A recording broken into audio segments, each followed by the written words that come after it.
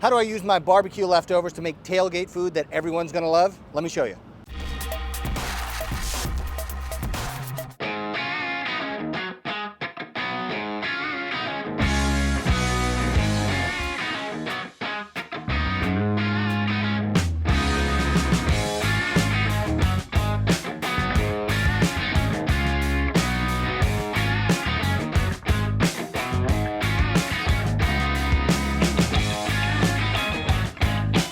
Hey guys, welcome to Mad Scientist Barbecue. As you guys can see, we're here in Lexington, Kentucky. We're being visited by the University of Texas Longhorns, and so I thought, all right, well, we need to at least represent when it comes to cooking, because I don't love our chances with the football, but it's okay. Let me show you my favorite things to cook for a tailgate, a way to repurpose some of your old barbecue. First, we're gonna start with the appetizer. This is provolone cheese. But when we griddle it the way we're gonna do in just a second, it's called provoletta. It's a very common food in Argentina and it's absolutely spectacular. Only takes a couple minutes, and we're gonna be serving a lot of meat today, so we'll start them off with a little something different. The most difficult part about provoletta is getting the guy at the deli counter to cut it thick enough. Because you're gonna ask them, you're gonna say, hey, can you make it 3/4 of an inch thick? And they're gonna be like, yeah, for sure. And they'll come back and bring you something that looks just like this, at best. So what you want is at least half an inch, probably 3/4 of an inch, because you want to brown the outside while melting the interior. And the thicker piece allows you to get a great crust on each side, and the inside is perfectly melted. So we're going to throw these on the griddle. All we have today are just regular cooking tools that anybody would have at a tailgate. We have a camping stove, like a Coleman camping stove, runs on a little propane canister. We're going to show you how to use ordinary equipment to make extraordinary food. All right. Like I said, provoletta is super simple, but one of the key things, and you absolutely must do this, is leave it on a wire rack in the fridge for a couple days so you get an outside surface that's begun to dry. Because if the outside surface is still moist, you're just gonna melt the cheese and you're just gonna have a bunch of liquid cheese that runs everywhere. That's not what you want. You want the outside surface to be dry enough that you can brown this, you get a nice crust on it, you flip it over, you get a nice crust on the other side, and the inside is melted. So, we have some thick ones, and then we have some thin ones that I happen to get from the deli. Let's go cook some of these up, and then we're gonna finish them with some chimichurri. I'll show you that in just a second. Let's put it on the griddle. So one of the things that can happen is the cheese can start to drift because the bottom layer liquefies, and so it starts sliding. So what you can do is take the back of your spatula and just push the cheese in, so all the crust that you're working really hard to create stays together.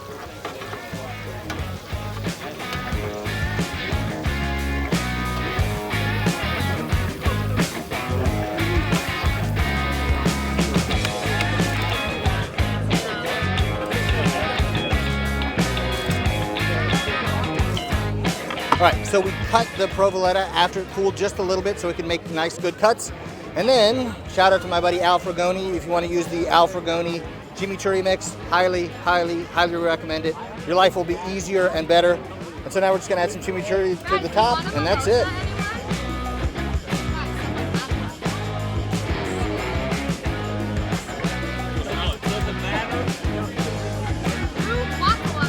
I still got some from last night, I'm alright. So good. It's just cheese and chimichurri. That's all there is. Oh yeah. That'll do.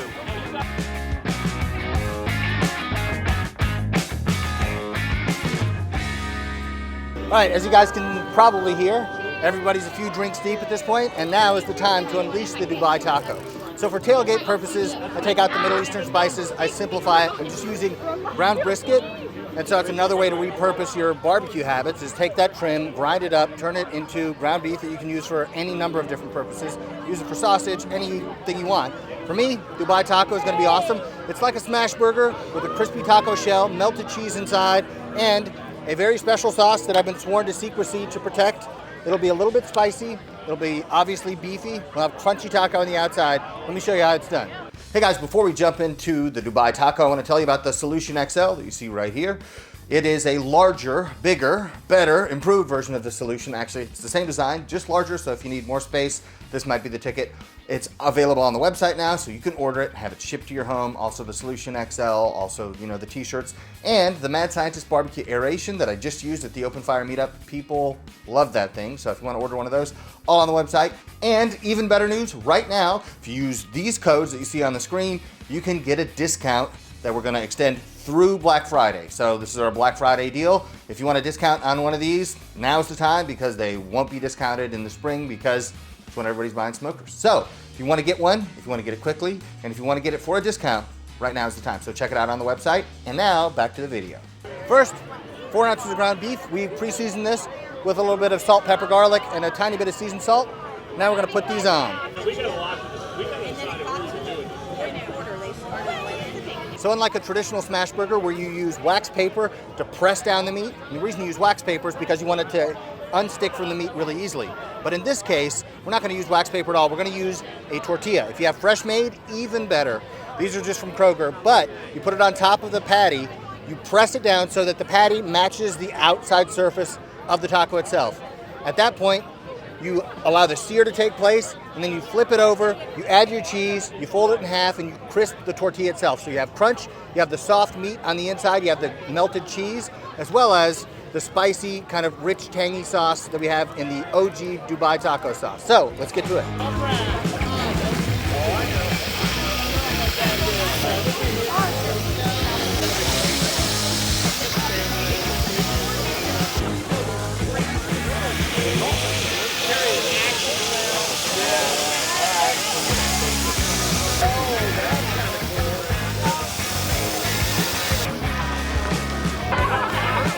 Now we add the cheese.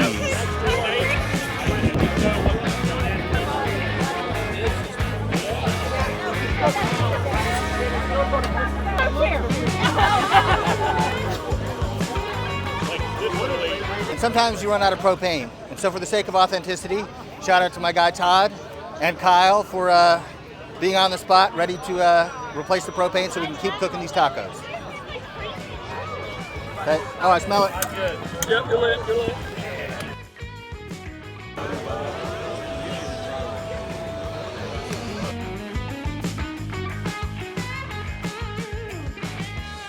So we're almost done. The last thing we got to do is we have to add some of the special OG Dubai taco sauce. Now, I've been sworn to secrecy. I promised the owner I can't share the recipe. All these people are going to eat the real recipe, but the most I can tell you is it's primarily mayo, real mayo, ketchup, and some chilies. There's some other stuff in there that I can't reveal. But if you start there, you're going to be on the right track. Let's add some of this sauce and serve these up.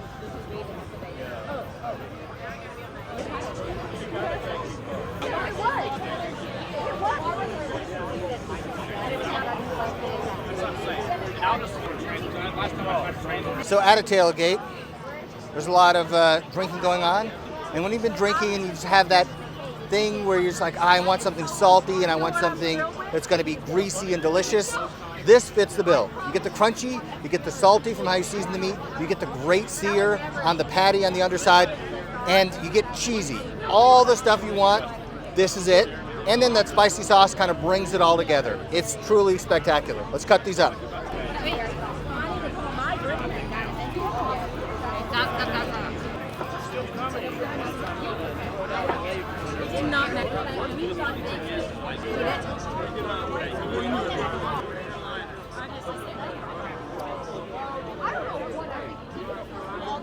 It's too good. Too good. Now, if you guys want a full breakdown of exactly how I like to cook the Dubai taco, where it came from, what the original recipe is, check out this video. I'll lay it all out. You're going to be more than prepared to make them by yourself.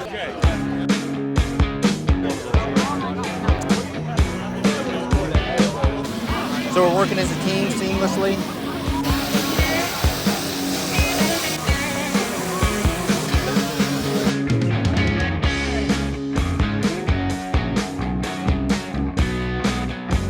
So as you guys are going to see, all the stuff that we're cooking today, we're just using a basic Coleman camping grill. Nothing fancy. Now, what we're using is leftovers from barbecue that we cooked at home, but the whole point is you can do all of this at a tailgate. Let me go show you the brisket setup and how we're heating those up. They won't say what hours. So to heat these up, we're going to use my least favorite cooking method in the whole world, despite it being great. What we're going to do is sous vide. Ta-da! So these are briskets that I cooked, days or weeks ago, that have been vacuum sealed, that have been put in the freezer. All I have to do, pull them out, throw them in the sous vide, give it a couple hours, it brings it up to perfect serving temperature, we slice them up, and then we're going to repurpose some of this brisket to make Texas Twinkies. Fitting that Texas comes into town, we'll show them how it's done. Twinkies. So we had to wait for the briskets to heat up before we could use Twinkies. it. Yeah. Now we're talking. That was the oversight. All right, so I'll admit I am kind of a weirdo. I vacuum seal them in the butcher paper because I don't want to make a mess by taking them out and then getting grease all over the bag. And they're cooked in the paper anyway. So I think, why not?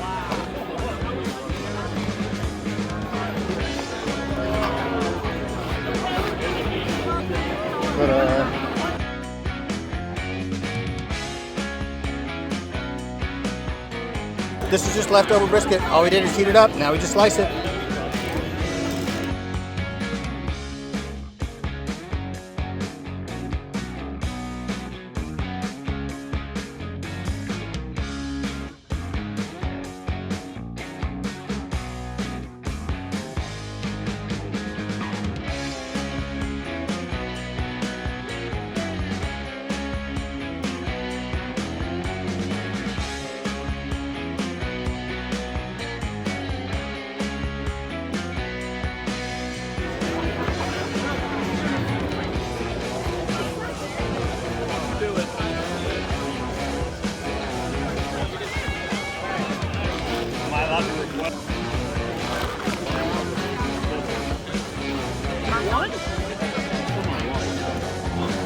Allegedly.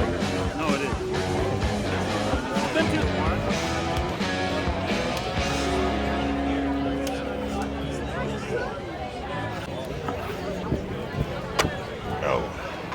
I don't know. I can't. I'm gonna check. Salt and pepper, or you got your Oh, on the brisket, it's Diamond Crystal kosher salt, 16 mesh black pepper, and then seasoned salt. Okay. That's it. That's the whole thing. Then what do you smoke them at?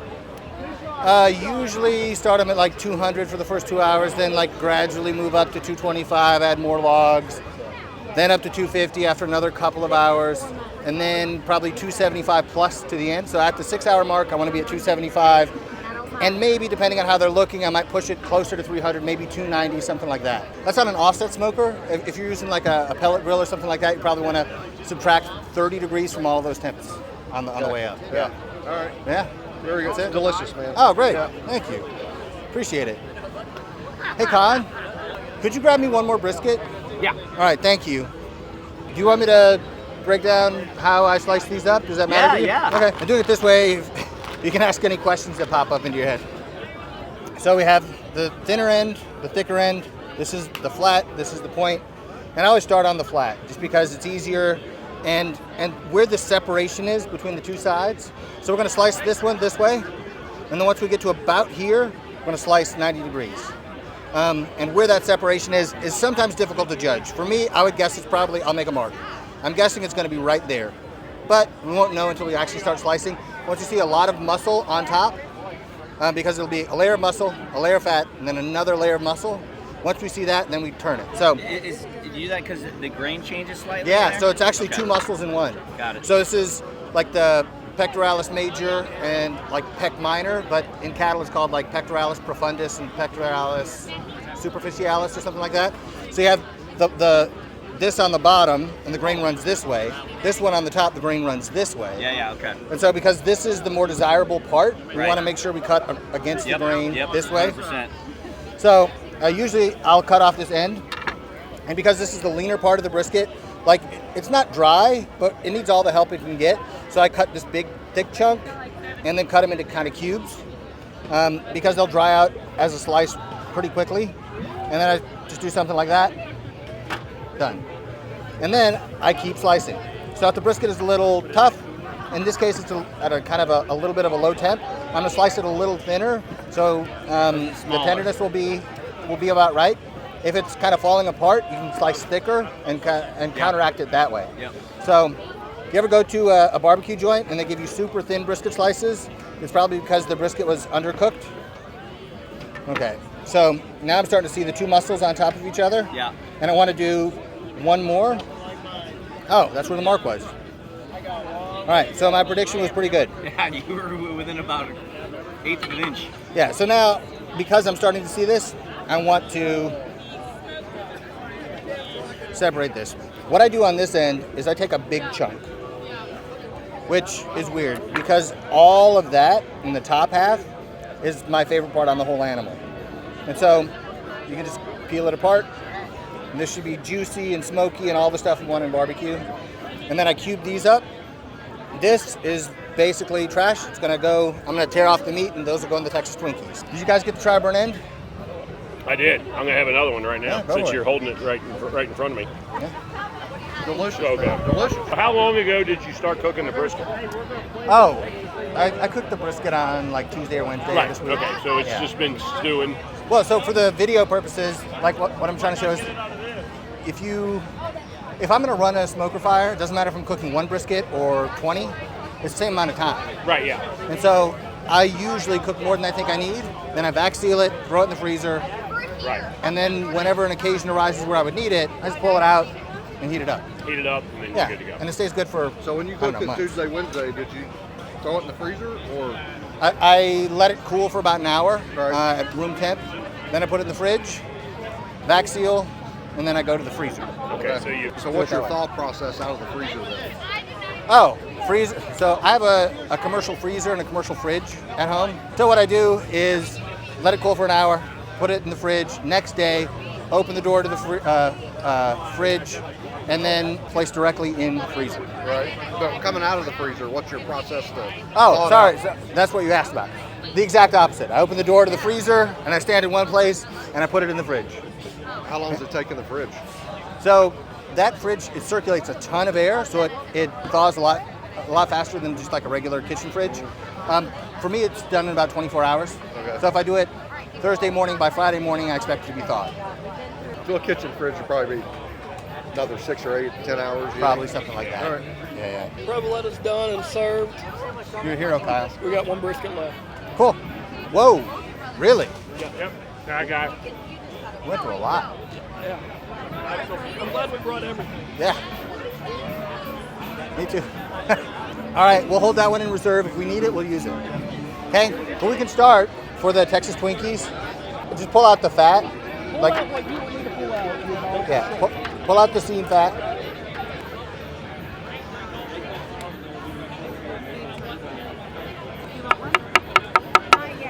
All right, so we've now served 5 briskets, which is more than I expected for this number of people who got here. Those briskets were repurposed. They were leftover briskets that you can pull out of the freezer, you can put them in the fridge for a day, sous vide them to heat them up.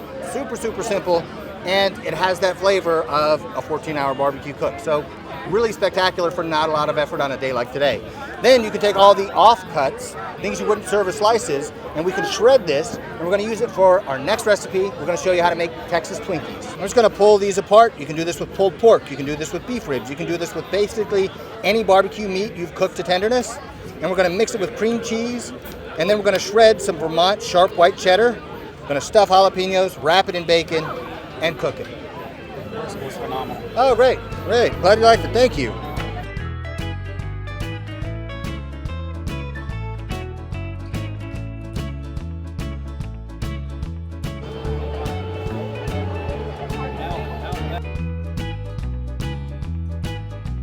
Next, we're going to add some Vermont sharp white cheddar. I think it's just got a great cheesy flavor. It goes really nice. And I stole Erica's cheese grater. It's going to make our lives a lot easier. So just drop it in, and we start twisting. Oops.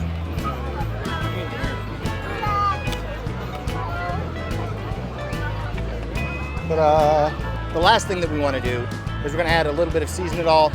We want that umami kick, and this isn't super high in sodium, so we're not going to have a salt bomb. We're going to add just a little bit of this, and then we mix it up one more time. Then we have to start prepping our jalapenos. Kyle's hands. Kyle, Texas fan, unforgivable. Let me know what your favorite team is in the comments down below. I'm kind of curious to see. I'm surrounded by, of course, UK fans. I see a lot of Ohio State fans, which hurts me deep inside because I was born in Michigan. But let's get these jalapenos prepped, get them stuffed, get them wrapped in bacon, get them on the grill.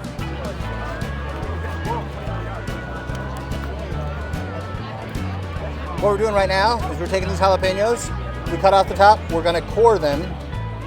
You don't have to do it this way, but we didn't do this beforehand. It's kind of easier if you have kind of a coring tool. But basically, you need space to put this mix on the inside, and then we wrap it all in bacon and cook it.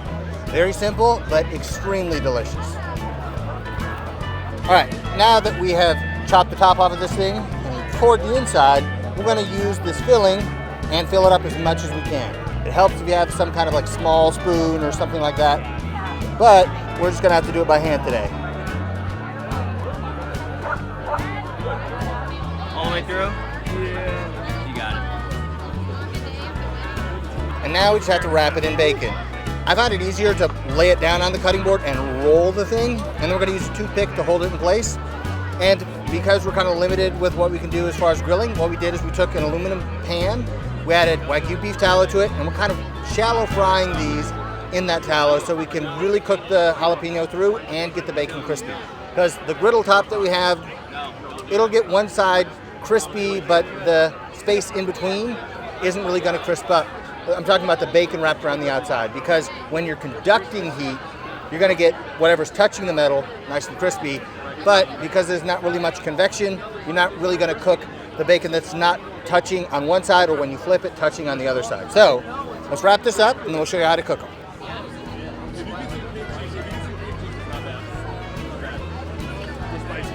Those jalapenos are legit. Oh, good. He did, and he's dying. Probably should have checked the inside of it first. I love it spicy too, by the way. But it is definitely spicy. It's Spicier than normal, like jalapeno. It's on the high end of spice. Is it good though? Is it the filling that's hot, or is it The pepper's on. The pepper's on. We didn't put anything spicy in the filling. So this works on a grill, works even better on a smoker, or work great in an oven if you have like an air fryer that you can plug in or something.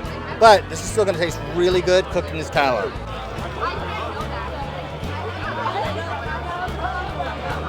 manager?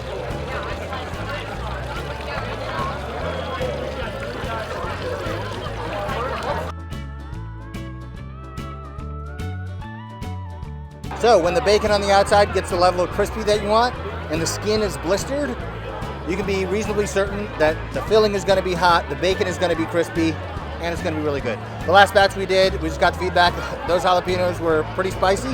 So I'm going to taste test this, but I got to let it cool for just a little bit longer because I do not want to burn my face off.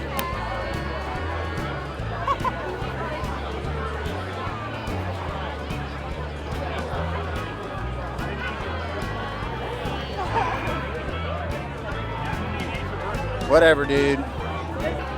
That is a bummer. But I have had them many times, and they're always really good. Make sure you use enough cream cheese. What you don't want to do is add too much brisket, and the inside becomes dry. So, resist the temptation to pack it full of brisket. I go like 70-30, like 70% cream cheese, about 30% brisket, and that keeps everything liquidy. Then that Vermont cheddar melts in there, and you just get a cheesy, delicious, crispy outside on the bacon. And you may want to test your jalapenos beforehand if you're sensitive to spice. I love spicy, so spicy jalapenos, sign me up. But if you don't love spicy, you could use a different kind of chili that's not as spicy. You could go with like poblanos or something like that. Or if you want to go really not spicy, you could do a similar thing with kind of chunks of bell pepper that you wrap in bacon, you kind of stuff. So it's a very, very delicious item. Just make sure that the people you're serving to are going to be okay with the level of spice. With tailgating, all kinds of cooking, make sure you know your temperatures so you're not worried whether or not your food is going to be safe to eat. You want to be able to feed people without that fear in the back of your mind, like, oh no, what if it's undercooked? There's one way to know for certain. Get a digital instant read thermometer. What I think is the best on the market is the ThermaPen 1. Once you know your temperatures, you're going to know whether your food is done or if it needs more time. You're not going to be guessing. You're going to know because you're going to see it right here on this screen. So if you want to check out the ThermaPen 1, the link is in the description.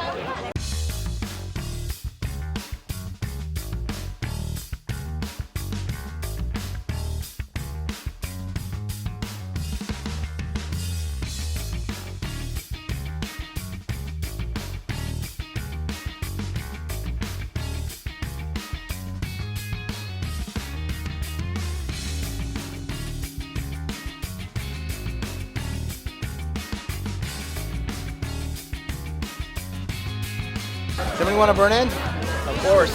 Okay.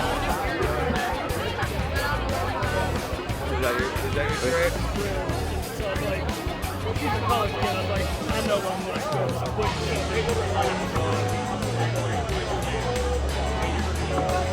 I put I hope you guys enjoyed the video. Hopefully you learned something, and I hope you guys are out there tailgating, enjoying the weather while it lasts, and enjoying some great football, especially college football, because that has a special place in my heart. If you guys enjoyed the video, hit the like button down below, and don't forget to subscribe to the channel for more fun and informative barbecue content. You can also follow me on Instagram, Facebook, X, Patreon, everywhere at Mad Scientist BBQ. I'll see you next time.